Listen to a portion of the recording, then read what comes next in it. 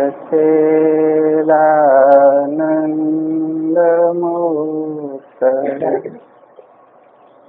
निष्प्रपञ्चाय शान्ताय निरालम्बाय ते गुरुर्ब्रह्मा गुरुर्विष्णु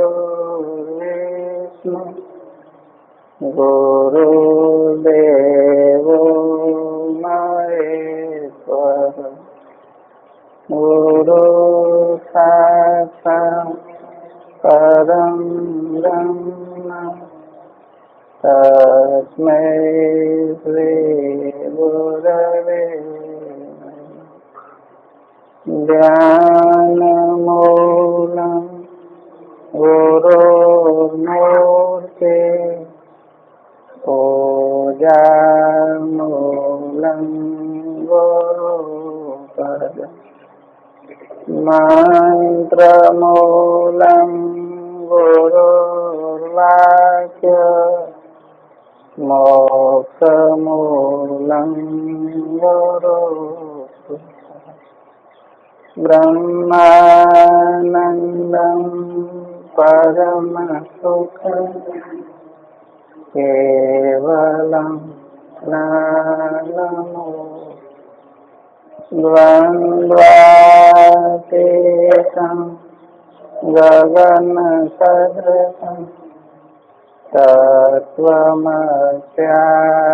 तत्त्वमस्यादिलक्ष्यम् एकं नित्यं विमलमचलं सर्वदि शाश्वतं भावातीतं त्रिगुणरहितं सद्गुरुं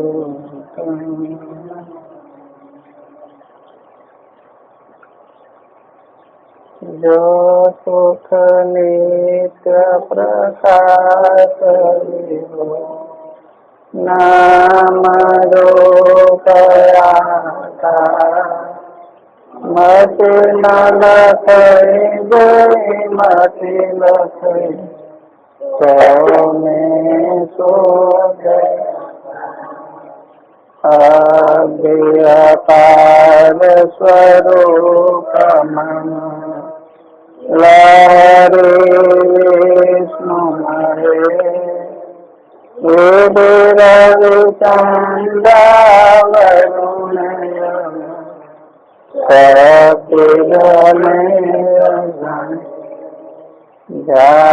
जातुपाल धारत मुझा ताको होत मोह मिथ्या जाने दिन जगत मन देवरिषा न सर्वभुजंग जग बेल है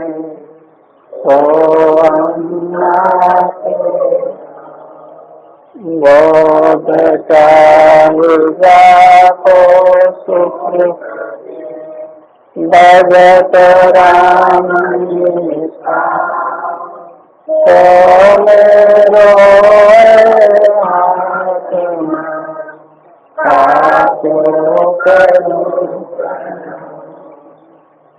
बोलो सदगुरु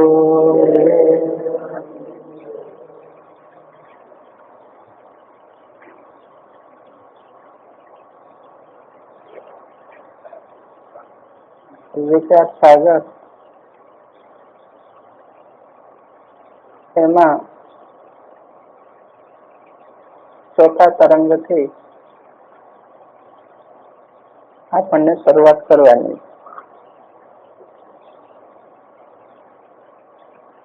અને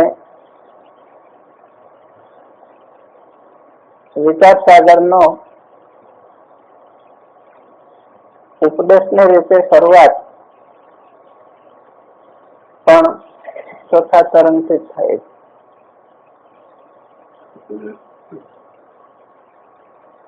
પ્રથમ તરંગની અંદર અનુબંધ સામાન્ય નિરૂપણ, બીજા તરંગની અંદર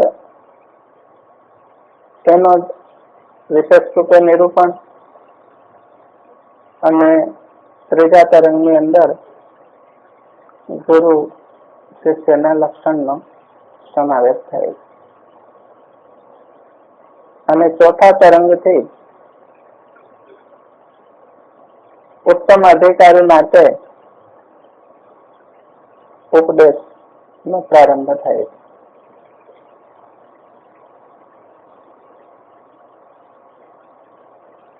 એટલે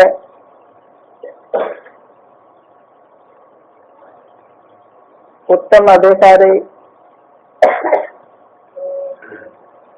કોને કહેવાય અને કેવા પ્રકારે એ ઉપદેશને ગ્રહણ કરી શકે એ આગળના 3 તરંગની અંદર બરાબર રીતે કહેવાઈ ગયું છે. અને વિચાર સાગર શિબિરની અંદર પણ ઘણી વખત સત્સંગના રૂપમાં લેવાઈ ગયો છે.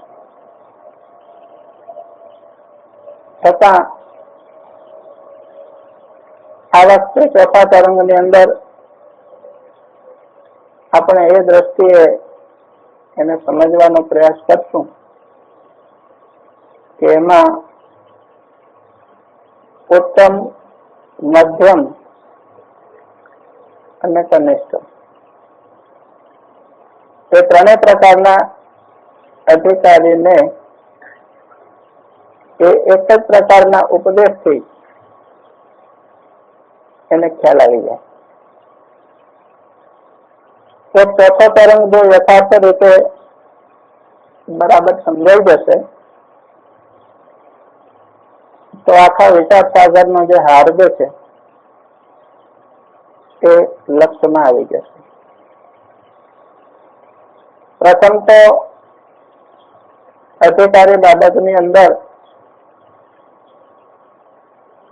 નળ અને વિક્ષેપ અને આવરણ આ 3 પ્રકારના જે દોષ અંતઃકરણની અંદર રહેલા છે એમાં નળ અને વિક્ષેપની નિવૃત્તિ જેને કરી લીધી છે અને કેવળ આવરણ નામનો દોષ અવશેષ રહે છે અને સાધન ચતુષ્ટ સંપન્ન સદગુરુ ના કૃપા પાત્ર આ રીતની યોગ્યતા પ્રાપ્ત થાય અને કેવળ આવરણ નામનો દોષ અવશેષ રહ્યો હોય તો એ આ વેદાંત ગ્રંથની અંદર ઉત્તમ અધિકારી તરીકે કહેવાય.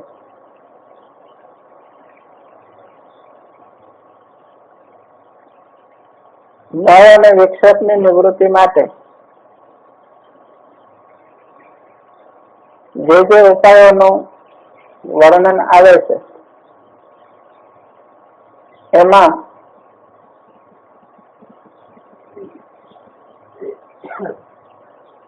અંતઃકરણની અંદર કામ, ક્રોધ, લોભ, રાગ, દ્વેષ આ જે નળ કહેવાય તેમાં એક એક દોષની નિવૃત્તિ માટે અલગ અલગ સાધન જો કરવામાં આવે તો માણસનું આખું જીવન પૂરું થઈ જાય છતાં એ દોષની સંપૂર્ણ રીતે નિવૃત્તિ શક્ય નથી. એનું એક કારણ છે. કે અંતઃકરણનો એવો સ્વભાવ છે કે જ્યાં સુધી અંતઃકરણ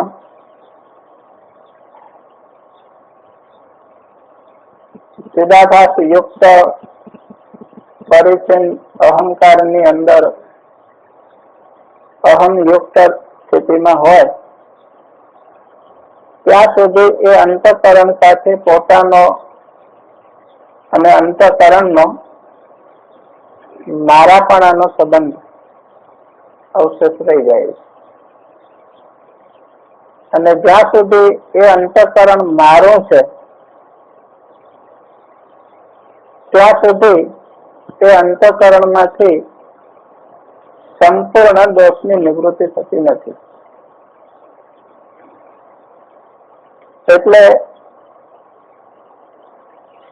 એ અંતઃકરણ મારું નથી અથવા અંતઃકરણ મારાથી ભિન્ન છે અથવા અંતઃકરણ મારા સ્વરૂપની અંદર અધ્યસ્ત છે,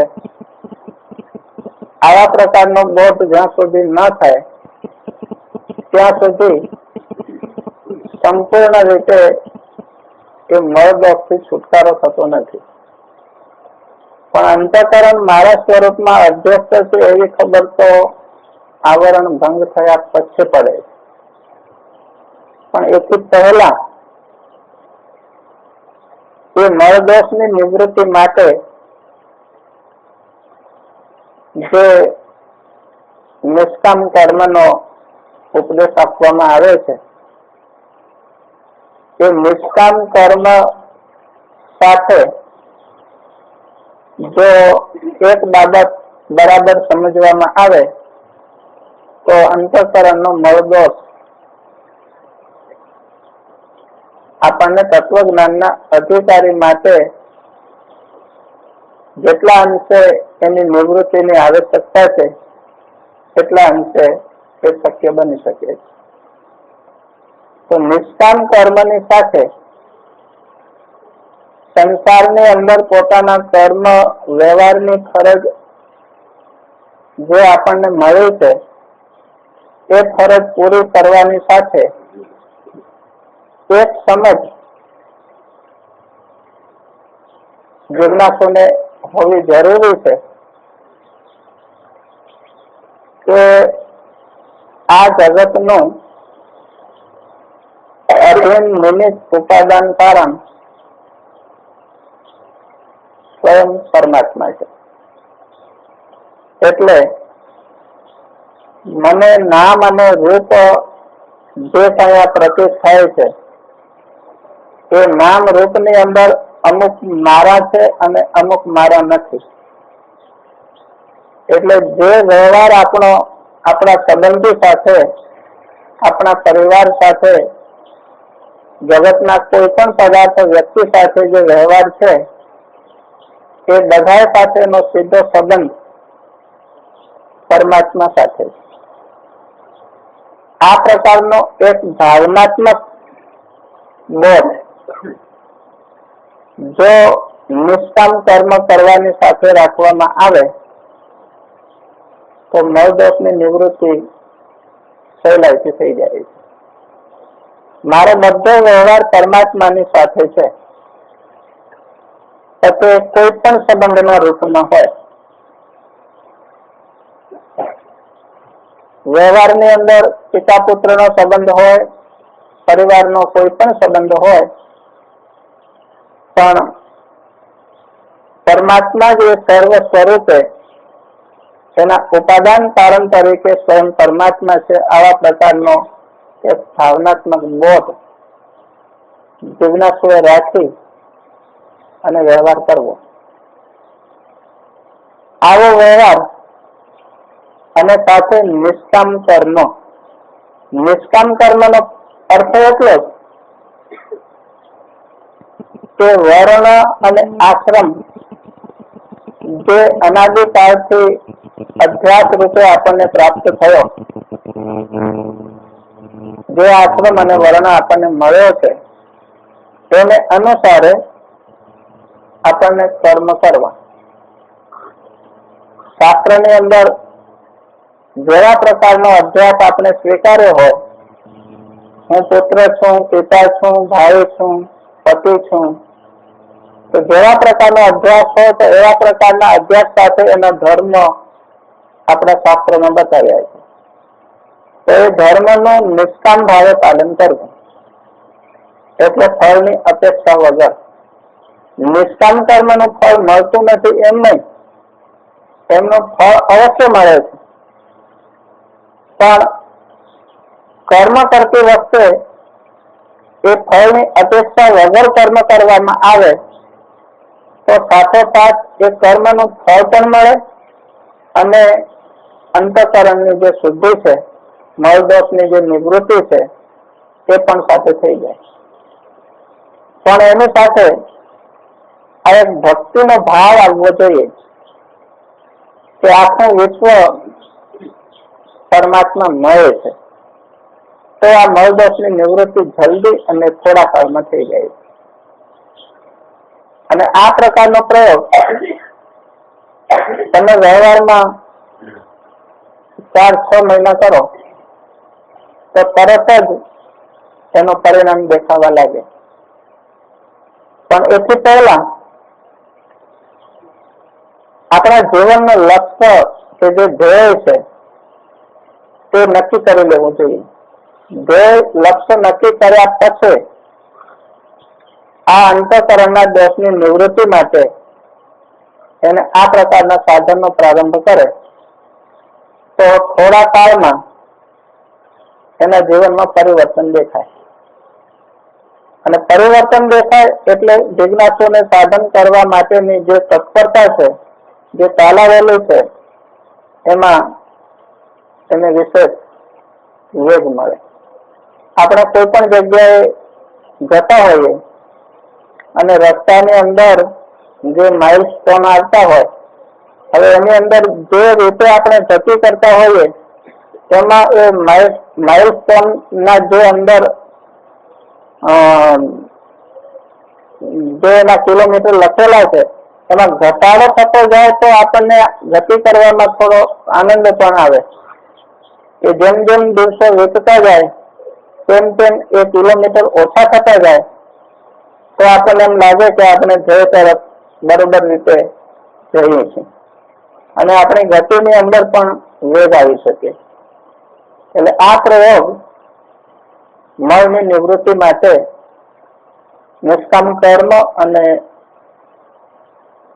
અભિનિમિત્ત ઉપાદાન કારણ પરમાત્મા છે એ ભાવનાત્મક બોધ રાખી અને એ દોષની નિવૃત્તિ કરવી.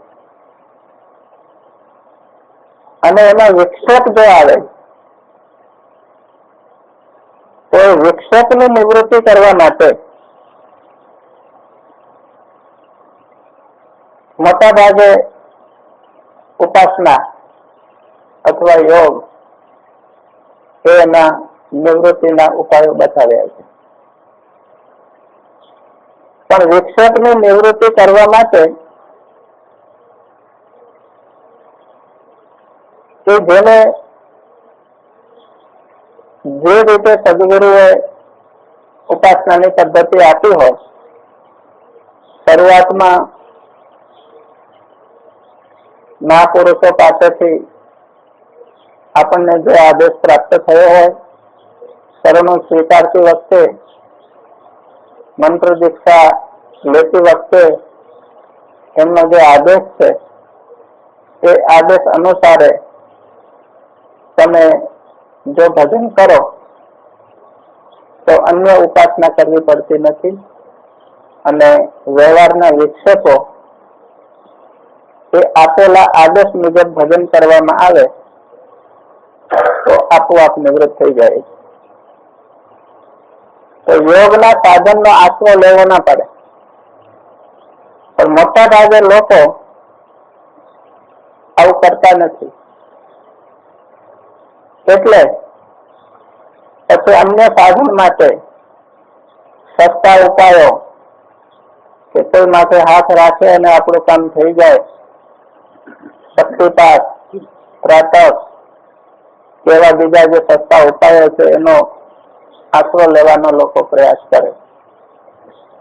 પણ એ બધા પ્રયાસો કરતા વિક્ષેપની નિવૃત્તિ માટે એ એક જ સારો ઉપાય છે કે તમને શરૂઆતમાં જે પ્રકારના ભજનનો આદેશ આપ્યો હોય પોતાના ગુરુએ, એ રીતે તમે નિયમિત જો એનું પાલન કરો તો અંતઃકરણનો બીજો દોષ જે વિક્ષેપ છે એ નિવૃત્ત થઈ શકે છે.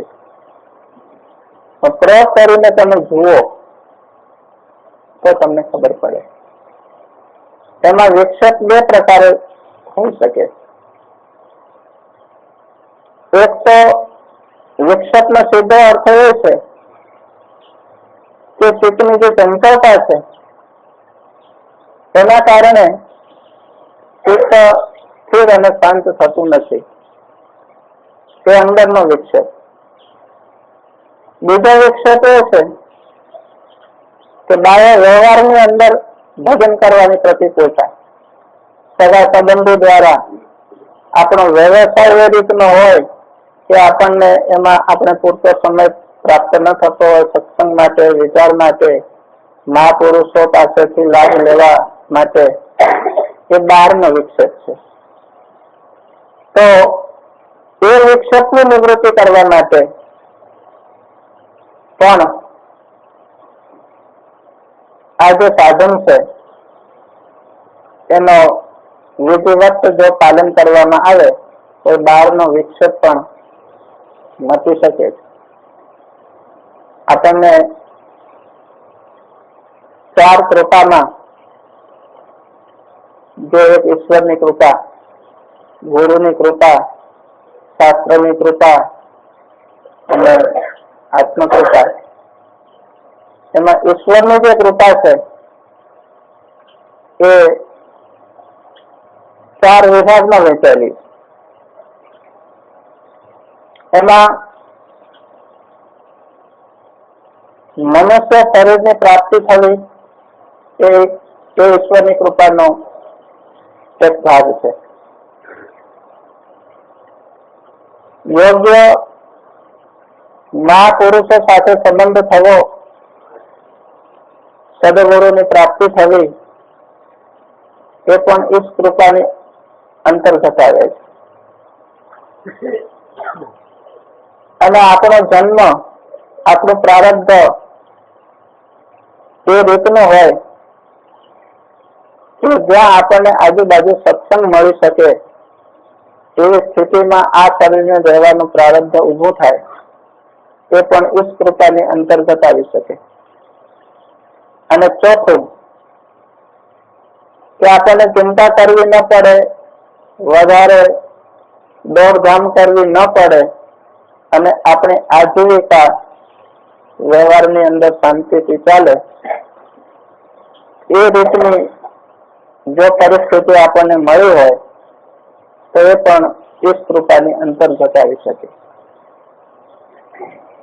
તો એ વિક્ષેપની નિવૃત્તિ કરવા માટે સદગુરુની પ્રાપ્તિ અને એ અનુસારે એને જે સાધન આપેલું હોય એનું સાધન કરવામાં આવે તો બહારનો અને અંદરનો જે વિક્ષેપ છે, વ્યવહારની જે પ્રતિકૂળતા છે એ પણ નિવૃત્ત થઈ જાય, ઈશ કૃપાનો અનુભવ પણ એની અંતર્ગત આવી જાય અને આપણી યોગ્યતા વધતી જાય.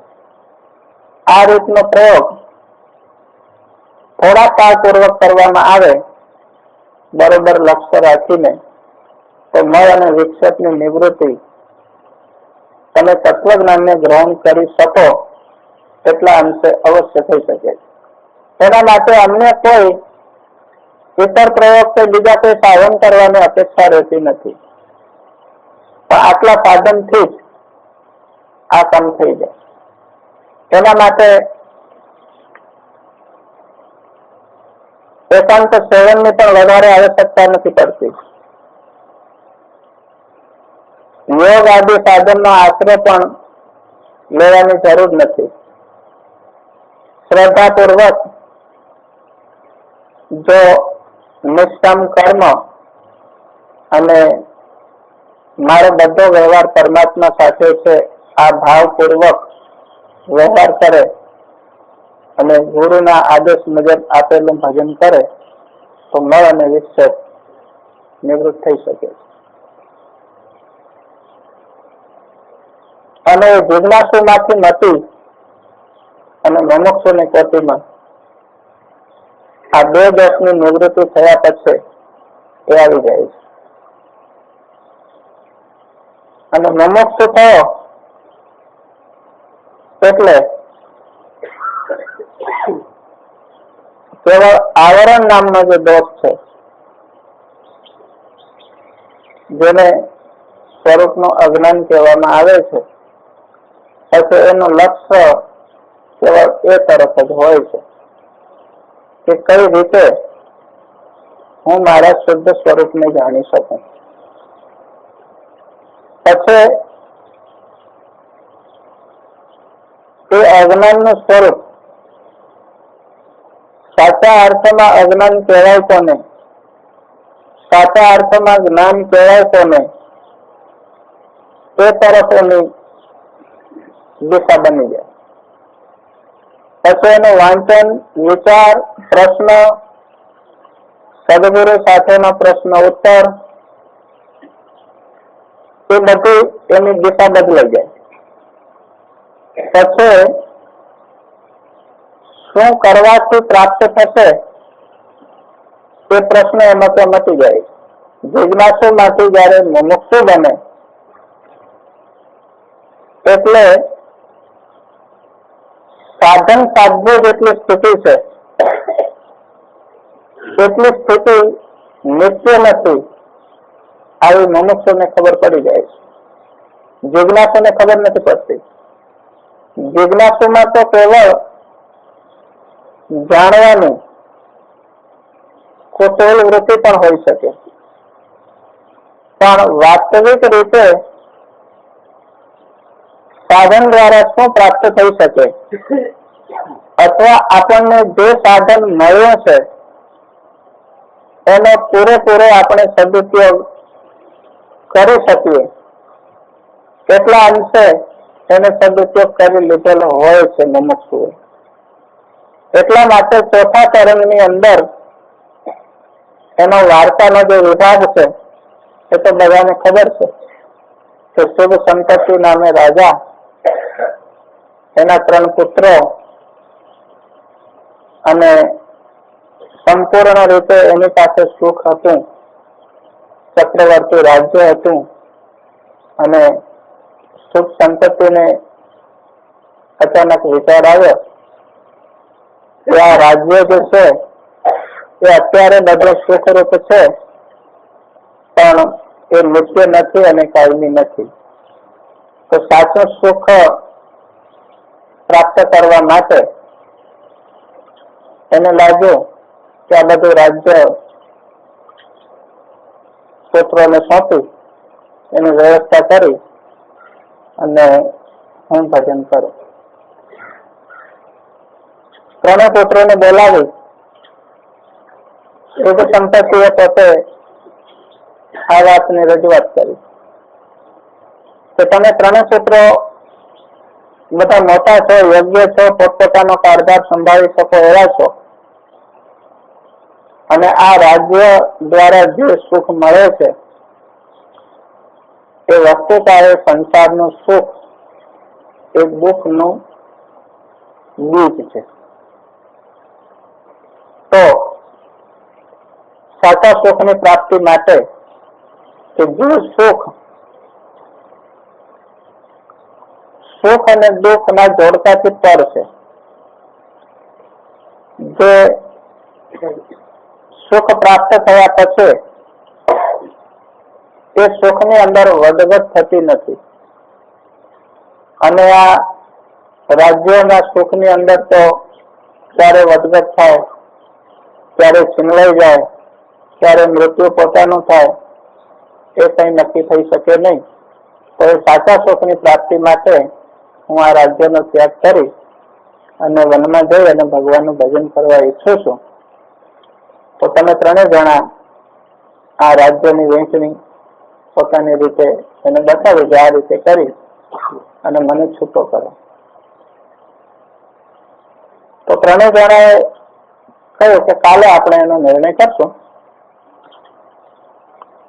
અને રાતના એ ત્રણેય ભાઈ ભેગા થઈને વિચાર કર્યો કે જે રાજ્યનું સુખ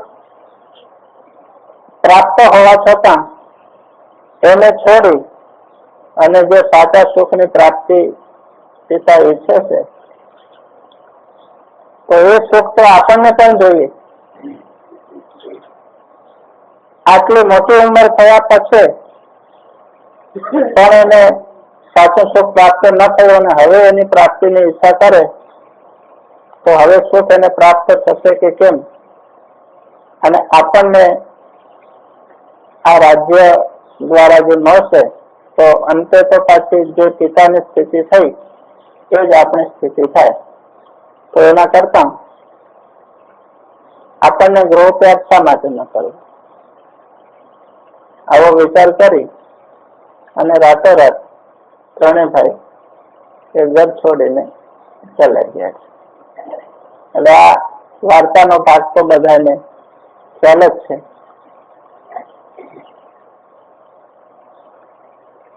ઘર ફર્યા પછી સદગુરુની શોધ માટે તે ત્રણેય જણા પ્રયાસ કરે છે. અને એમાં ગંગા કિનારે વટ વૃક્ષની નીચે ભદ્રા મુદ્રામાં કોઈ સંત મહાપુરુષ એને પ્રાપ્ત થયા.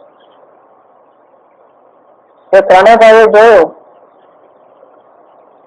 કે મહાપુરુષ કોઈ બીજા શિષ્યોને ઉપદેશ આપે છે. જીવ અને બ્રહ્મની એકતાનું પ્રતિપાદન થતું હતું. ત્રિગુણાત્મક માયાનું મિથ્યાત્વ નું વર્ણન એ વખતે ચાલતું હતું.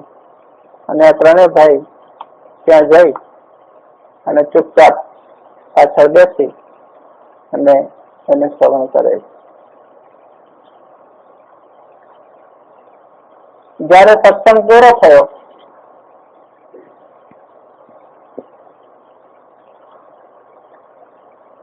તે વખતે તે ત્રણેય રાજપુત્રોએ વિધિવત જે ગીતાની અંદર તદવિધિ પ્રણિપાતેનો ફરી પ્રશ્નને સેવયા. એ વિધિવત પ્રણામ કરી અને ગુરુની પાસે રહ્યા. ગુરુએ આજ્ઞા હતી કે તમે રહો આશ્રમમાં. 6 મહિના સુધી ગુરુએ એને પૂછ્યું નહીં કે તમે શું ઈચ્છાથી અહીંયા આવ્યા છો અને કોણ છો કે શું છો કે બસ જિજ્ઞાસુ તરીકે એ ત્યાં આવ્યા અને રહ્યા. 6 મહિના પછી એક વખત ગુરુ અત્યંત પ્રસન્ન થઈ અને એ પૂછે છે કે તમે અહીંયા શા માટે આવ્યા છો? આ પદ્ધતિ આપણને ફાવે જ્ઞાન માટે? કોઈ આશ્રમમાં આપણે જઈએ અને કોઈ મહાપુરુષ આપણને બોલાવે નહીં, પૂછે નહીં ક્યાંથી આવો છો, કોણ છો, અને એમને એમ આપણને કોઈ એક કુટીર ખોલી આપે અને આપણે રહીએ. આપણી સેવાથી સ્વભાવથી એ પ્રસન્ન થાય કે ક્યારે થાય એ કઈ નક્કી નહીં. અહીંયા તો વિચાર સાગરમાં 6 મહિનાનો કાળ બતાવ્યો છે, પણ આપણે 6 દિવસ પણ એ રીતે રહેવા તૈયાર હોતા નથી. આ આપણે એક જૂની પ્રાચીન ઋષિમુનિઓની પદ્ધતિ કે જ્ઞાન પ્રાપ્ત કરવા માટે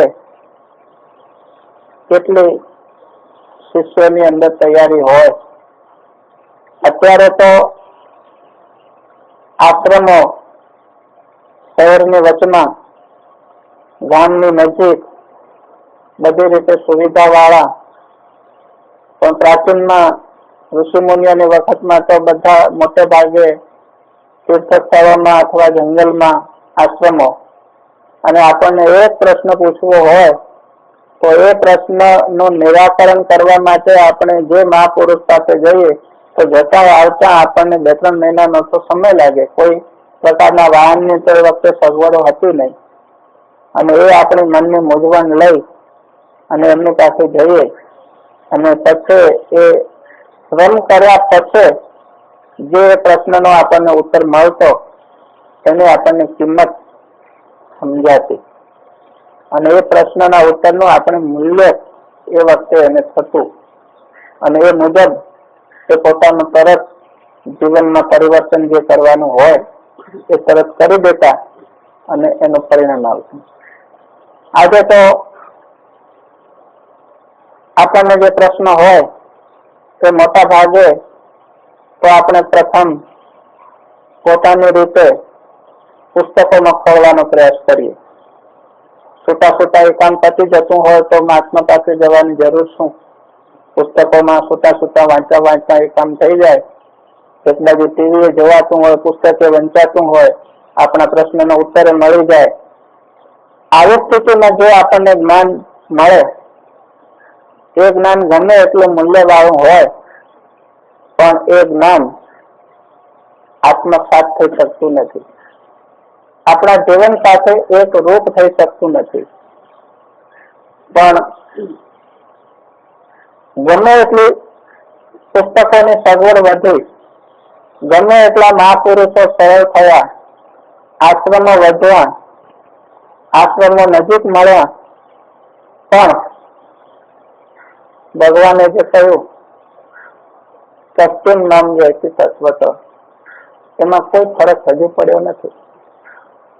કે તત્વની દ્રષ્ટિએ હજારો સાધકોમાં મનુષ્યાણામ સહસ્રેષ્ઠ, હજારો મનુષ્ય છે એમાં કોઈ એક આ માર્ગે આવે. આ માર્ગે આવનારા સાધન કરનારાની અંદર પણ સત્ય નામ વ્યક્તિ તત્વ છે. કોઈ મને તત્વની દ્રષ્ટિએ જાણે છે. એ સૂત્રમાં હજુ સુધી ફરક પડ્યો નથી. નહીતર આટલી સુવિધા જો પ્રાપ્ત હોય તો ગીતાની અંદર એ વાક્યમાં ફેરફાર અત્યારે કરવો પડે, પણ નહીં. કોઈ ઈશ્વરી સંકલ્પ જ એવો છે કે એની વ્યવસ્થા જ એ રીતની છે, અથવા આ તત્વ બોધ જ એ રીતનો છે, અથવા આ ઘટના જ એ રીતની છે કે આમ જ રહેશે. ઈશ્વરી સંકલ્પ એવો લાગે છે કે સત્ય નામ રહેતી તત્વ તો એમાં ફરક પડશે નહીં. એટલે એનો સીધો અર્થ એ થયો કે જે આપણા પ્રાચીન ઋષિમુનિઓ જે પ્રક્રિયામાંથી પસાર થયા છે અને જે એને સાધન માટે જે ક્રમ વેઠ્યો છે એ ક્રમમાંથી અમુક અંશે તો આપણને પસાર થવું જ પડશે.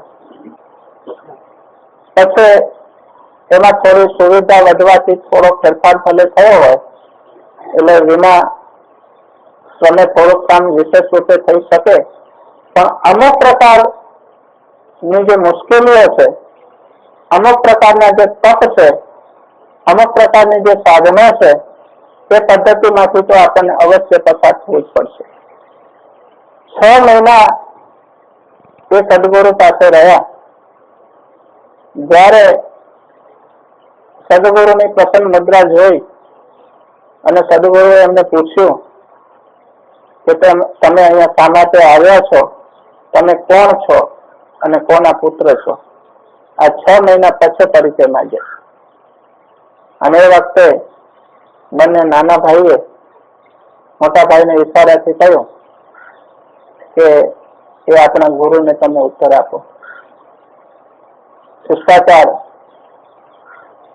એ ત્રણેય ભાઈ ની અંદર સંપૂર્ણ અંશે હતો, એટલે મોટો તત્વદ્રષ્ટિ જે ઉત્તમ અધિકારી હતો એને ગુરુ પાસે નિવેદન કર્યું કે અમે આ રીતે 3 ભાઈ છીએ, શુભ સંતતિ રાજાના પુત્રો છીએ, દિન છીએ, નવીન છીએ અને અજ્ઞાની છીએ અને જ્ઞાન લેવાની અમે ઈચ્છા રાખીએ છીએ. જો આપની આજ્ઞા હોય, આપ અમારા ઉપર પ્રસન્ન થયા હો તો અમે અમારી શંકા આપને પૂછી અને નિપુણ થઈએ. કારણ કે 6 મહિના અમે તમારી સાથે રહ્યા, તમે કલ્પવૃક્ષના સમાન ઈચ્છિત સ્થળ આપનારા કૃપાળુ દયાના ભંડાર છો. અમે દુખિયારા અને પરાધીન છીએ. આ રાજપુત્રો બોલે.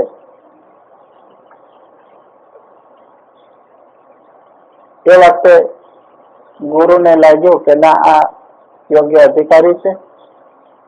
પ્રસન્ન થઈ અને કહ્યું કે તમે જે પૂછશો એનો હું ઉત્તર તમને આપીશ, અને ઉત્તર એ રીતે આપીશ કે તમારા મનમાં કોઈ જાતનો સંશય નહીં રહે. આ ગુરુની પ્રસન્નતાની નિશાની.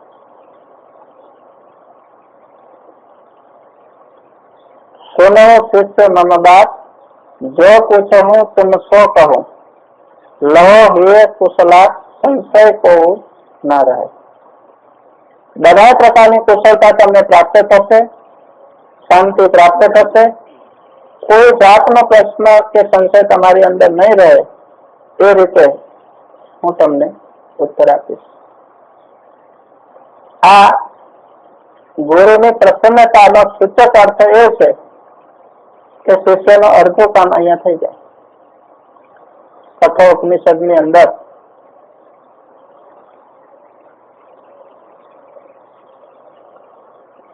નચિકેતા નાનો બાળક યમરાજ પાસે, એ કથા પણ પ્રચલિત બધાને ખ્યાલ જ છે કે 3 દિવસ સુધી યમરાજના અતિથિ તરીકે રહી અને 3 વરદાન એને પ્રાપ્ત કર્યા. એમાં 2 વરદાન આપવા માટે યમરાજાને જરાય ખચકાટ થયો નથી. પ્રસન્નતાપૂર્વક એને વરદાન આપી દીધા.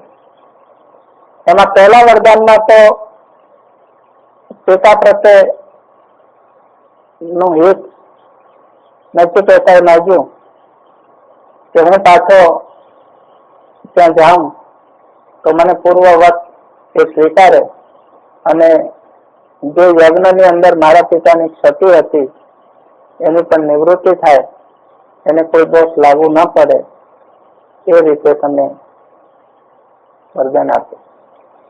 એમાં તો તરત તથાસ્તુ કહી દીધું. બીજું વરદાન અગ્નિની વિદ્યાનો સવાલ આવ્યો, ઉપાસનાનો સવાલ આવ્યો કે જે ઉપાસના દ્વારા, જે અગ્નિની વિદ્યા દ્વારા સ્વર્ગ આદિ લોકની પ્રાપ્તિ થાય છે, બ્રહ્મલોકની પ્રાપ્તિ થાય છે, અથવા તો સંપૂર્ણ પ્રકારના ઐશ્વર્ય જે અગ્નિ વિદ્યાથી પ્રાપ્ત થાય છે, તે અગ્નિ વિદ્યા મને આપો. તે પણ પ્રસન્નતાપૂર્વક યમરાજાએ તથાસ્તુ કહ્યું. ત્રીજું વરદાન જયારે એને માંગ્યું આત્મ સ્વરૂપ વિશેનું, કે મરણ પછી જે કઈ તત્વ છે તે કોઈ અસ્થિના રૂપમાં, કોઈ નાસ્તિના રૂપમાં એનું વર્ણન કરે છે. કે પાછળ એ તત્વો કંઈક રહે છે શરીરનો પાપ થયા પછી, તે શું? અને યમરાજને કહે છે કે તમને તો વધારે ખબર હોવી જોઈએ, કારણ કે મૃત્યુના અધિષ્ઠાતા તમે દેવ છો. શરીર ગયા પછીની શું સ્થિતિ હોય એ તો તમને ખાસ ખ્યાલ કારણ કે એ ખાતે જ આખું તમારી પાસે છે, એ ફાઇલ જ તમારી પાસે છે. તો એ આત્મ સ્વરૂપ વિશેનું મને જે યથાર્થ રીતે હોય એ તત્વનો ઉપદેશ આપો. અને એ વખતે યમરાજાએ ના પાડી કે આ ઉપદેશ ન અપાય, તને ન અપાય. કારણ કે આ તત્વનો ઉપદેશ આત્મ સ્વરૂપનો બોધ દેવતાઓને પણ એ બાબતનો સંશય છે. સંપૂર્ણ બ્રહ્માત્મક કે બોધ દેવતાઓને પણ હોતો નથી. યમરાજ કહે છે દેવતાઓને શું વાત કરવી, આ હું જે અધિકાર જે પદ ઉપર અત્યારે છું એ પદ પણ નિત્ય નથી. યમરાજનું પદ પણ બદલાયા કરે. યમરાજનું પદ પ્રાપ્ત કરવા માટે અમુક પ્રકારનો અધિકાર જોઈએ. જેમ ઇન્દ્રનું પદ મેળવવા માટે 100 યજ્ઞો કરવાના હોય અને ઇન્દ્ર પદ મળે, એ રીતે આ પણ એક પદ સાધન સાધ્ય છે, કર્મના ફળ સ્વરૂપે છે. તો આ ફળ, આ અધિકાર પ્રાપ્ત કરનાર બધા યમરાજા તત્વવેતા હોતા નથી. પણ નચિકેતાના સદભાગ્ય હશે કે એને જે યમરાજ મળ્યા તે તત્વવેતા હતા. બધા યમરાજ તત્વવેતા નથી. યમ પદ શ્રેષ્ઠ ખરું, પણ એ પણ એક પદ છે, કર્મના ફળ સ્વરૂપે પ્રાપ્ત થયેલું. એટલે આ યમરાજની જગ્યાએ બીજા કોઈ યમરાજ મળ્યા હોત તો આ ત્રીજા વરદાનનો પ્રશ્નમાં એ અસમર્થતા જ બતાવત કે હું પણ એને જાણતો નથી, એટલે તને હું શું કહું. પણ આ તો યમરાજ તત્વ રહેતા હતા, સાથે યમ પદ ઉપર હતા. એને એનું મૂલ્ય, એની કિંમતનો ખ્યાલ હતો. એટલે નચિકેતાને કહ્યું કે તું નાનો બાળક અને મોટા મોટા દેવતાઓ, બુદ્ધિશાળી